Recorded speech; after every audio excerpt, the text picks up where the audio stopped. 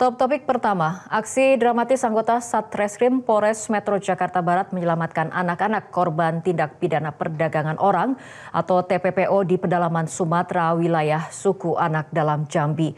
Usai diselamatkan, keempat korban dibawa ke Jakarta dan saat ini dalam proses pemulihan psikis.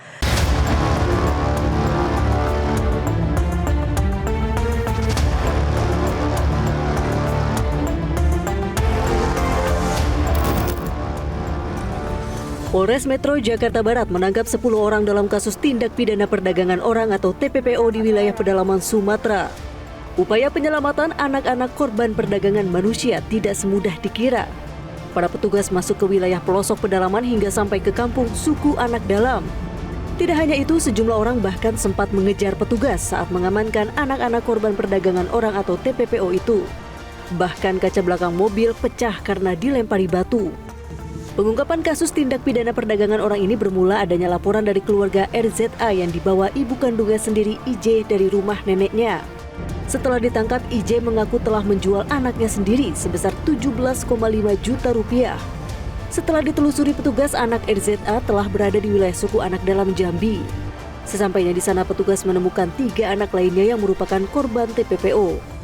Total ada 4 anak yang berhasil diselamatkan oleh anggota Reskrim Polres Metro Jakarta Barat yang kini para korban telah dibawa ke Jakarta untuk proses pemulihan psikis. Proses sedikit sulit, adanya perlawanan, adanya upaya-upaya untuk mengganjal pihak kepolisian untuk mengamankan, menyelamatkan anak ini. Tetapi alhamdulillah dapat diselamatkan 4 orang. Selain daripada itu, anak-anak yang diselamatkan 4 orang ini juga diberikan perhatian terkait tentang kondisi fisik. Dicek kondisi fisiknya apakah dalam kondisi sehat. Ini dilakukan oleh Dokes Polri termasuk dengan Dinas Sosial. Terkait tentang psikis, kemarin disampaikan dari Dinas Sosial bahwa kondisi psikis 4 orang anak ini sesuai dengan umur dan usianya. Anak-anak ini dalam kondisi psikis yang sudah mulai membaik. Dia bergaul, dia berkomunikasi, dan dia sudah berbaur dengan anak-anak yang berada di penampungan, di rumah aman yang ada di Dinas Sosial.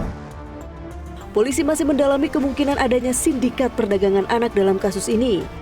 Polisi menyebut praktik serupa diduga terjadi di beberapa wilayah lain di Indonesia seperti kasus Bilkis asal Makassar, Sulawesi Selatan. Penyidik masih menelusuri tujuan penjualan anak termasuk dugaan eksploitasi di daerah pedalaman. Dari Jakarta, Bambang Reginanto, Metro TV. Jelajahi cara baru mendapatkan informasi. Download Metro TV Extend sekarang.